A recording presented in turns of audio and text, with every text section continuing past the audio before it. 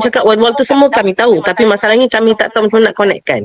So short form tu pernah dengar tapi tak pernah explore kan, because always thought yang tu benda tu susah.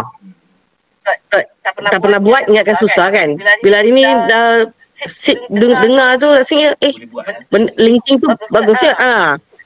Bukan sama, dia punya explanation pun lebih kurang macam explore site juga kan, Google site juga. So the main thing tu, bila sekarang tahu benda baru tu, generally all this like image effects tu tak pernah dengar. So selalu ingatkan kena cari dalam Google, ambil media tu, copy paste, kena adjust. Biasa ambil pun biasa Canva kan. So badan takut. Biasa saya takut benda tu akan jadi copyright issue.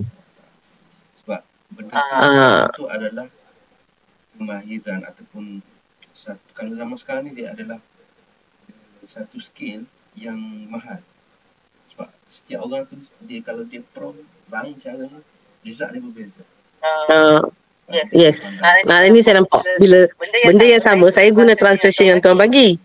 Tapi untuk saya, sebab saya type dengan bahasa Inggeris, benda tu lain pula. Sampai orang boleh banyak bermanfaat lah. Masa saya, kalau memang tuan bagi one-to-one coaching untuk semua orang, rasanya lagi berbaloi lah daripada bukan maksudnya berkumpulan tu tak bagus, tapi macam like I can share right now, right? Bila I share, tuan dapat tengok apa isu yang saya face kan, tuan dapat solve on the same time. Saya rasa benda ni lagi beruntung daripada berkumpulan.